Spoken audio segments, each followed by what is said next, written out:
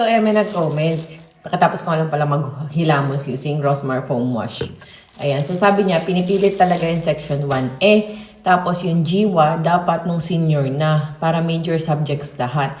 Di tulad dyan na tulang yung major subjects, ha. Malamang lalaki GWA mo, panay minor subject lang naman. Eto. So, bakit nga ba? Ayan. Pero samahan niyo muna ako mag-skincare. Abangan. Ayan. So, bakit nga ba, guys? Una-una, late ko na kasi nakalkal yan sa, anong tawag doon? Yung sa, sa FEU. Yung ganyan, yung jiwa-jiwa na yan. Hindi ko na maalala yung password ko, pati yung ID number ko. Hindi ko na maalala. And tingin mo ba, magiging pilot section ako kung hindi mataas ang jiwa ko nung major subjects na. Graduate ko ako, pilot section.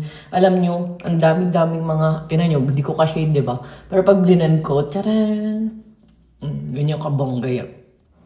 Tapos hindi yan mahapli kahit malagay mo sa bandang mata. Tone Adapt Technology, kaya hindi na kailangan mag-foundation or concealer, yan lang sapat lang. Pag natuyo yan, matte effect yan. Ayan, so going back, pwede nga pala sa bagets, buntis at lactating, SPF 70. Sa lahat ng Rosmar product, hanapin niyo may hologram. Kapag ka wala, peke yun. So ayan, paano ako magiging pilot section nung hanggang graduate kung pangit yung mga grades ko, no major subjects.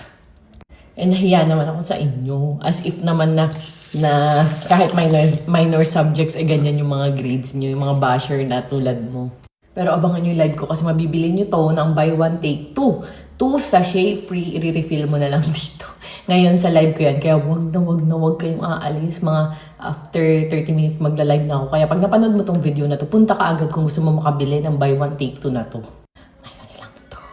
Ako kasi guys, yung tipo ng tao na, yes, may jowa man ako nung college ako, pero aral na aral talaga ako guys. Sa Dio, hanapin nyo may puti-puti sa ilalim at may hologram. Kapag ka wala, peke yun. Ayan. So, may jowa man ako nung college. Aral na aral ako. Kaya nga ako niloko nung college kami. Kasi madalas wala akong time sumama sa kanya, kumain, ganyan. So, hindi rin ako nagbabar, hindi rin ako gumagala, gumigimik, ganun. Which is ginagawa niya. And may nakilala siyang ganung klaseng babae. Yun yung pinang-cheat niya sa akin before. So, ako kasi aral na aral ako with friends. Tanong niyo dun sa mga kaklase ko. Sige, mag-comment kayo. Bigyan niyo lang ako ng proof na totoo.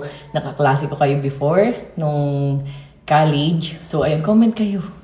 Yung iba dun, teacher na. Si Lirio, teacher na. Kaklase ko isa, summa cum laude. Akala ko nga nun, may kodigo yun eh. Sabi ko, paano nangyari na, kasi nga syempre grade conscious din ako, di ba? Paano nangyari na napaperfect niya talaga yung mga exam namin? Feeling ko may kodigo yun. Tapos yung pala, napakatalino lang talaga. Pero bagsakin lang siya sa practical. Kasi ako talaga, sa section namin, ako yung naunang natuto kumuha ng dugo. Kahit sa sarili ko, kaya kong kuhanan ng dugo. Ganun ako kaano. So, tinaruan kasi ako ng ex ko. Hindi pa ako parang nasa year na nakuha ng dugo, marunong na ako. Ganun. So, ayun. Yun nga lang yung nakuha ko kasi na, sige mag-lipstick nga ako konti kasi baka sabihin sa live, putla na naman ako. So, yun lang kasi yung nakuha ko na screenshot. Hindi ko naman alala kung paano buksan yung portal. Pero ayun nga, paano ko magiging section 1? Pilot section. Kung bagsakin yung grade ko ng major subjects, di ba? Kayo na lang mag-iisip paano ko naging pilot section. And sa mga hindi naniniwala na may pilot section ng FEU, MedTech, batch 2015. Mag-comment nga kayo na meron. Mag-comment nga dito yung mga taga-FEU MedTech. So, kung hindi kasi ganun sa ibang mga subject, hindi ko nakasalanan yun. Pero sa amin nga, meron talaga. Mag-comment nga kayo. Meron naman talaga eh. Ayan. Mga basher kasi hindi nakaranas maging pilot section. Taris.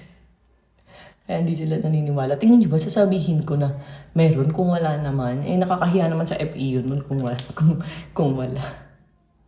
And alam nyo ba guys, napakarami kong sleepless nights niyan. Kaya para sa akin talaga, from pretty nung high school tsumaka talaga ako nung college. Talagang hindi ko alam kung paano alagaan yung sarili ko. Like, hindi naman ako palang makeup, hindi ako aura-aura. Talagang mukha akong losyang-losyang nung college days ako. Talagang, di ba nakita nyo naman yung mga pictures ko, parang wala, ganito itsura ko. Hindi kasi ako pala ayos talaga nun. Talagang ako papasok sa school para mag-aral, hindi para humanap ng boylet, hindi ganun. So, ayan guys. Anyway, ang ganda ng Rosmar Premium Tinted Sunscreen natin, no? Tapos non-comedogenic pa to, kaya hindi siya nakakaklag ng pores or nakakakos ng pimples. So, ito ba't hindi kita yung aking ulo?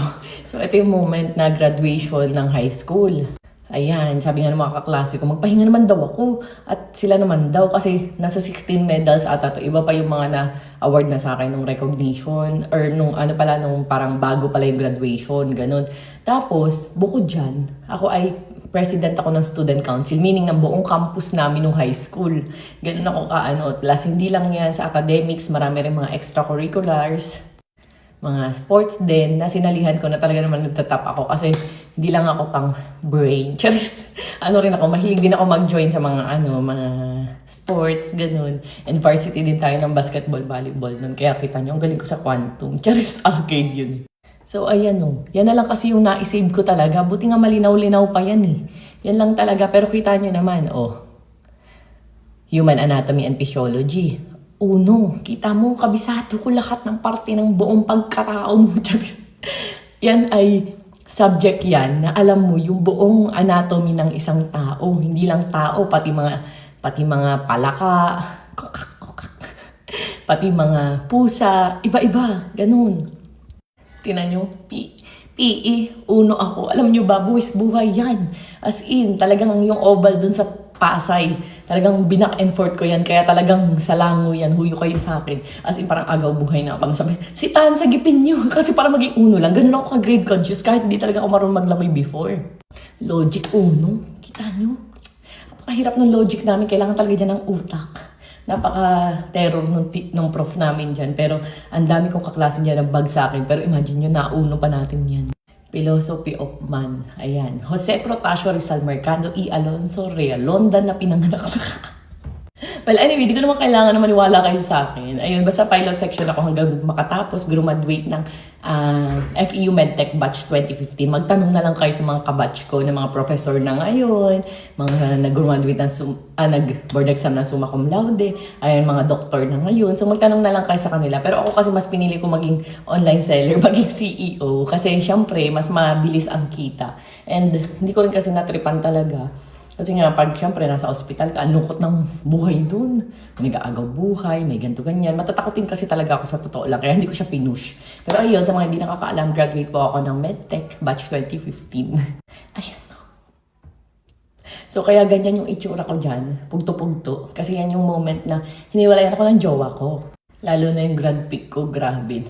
Talagang pugtong-pugto yung mata ko, parang 2 layer nun.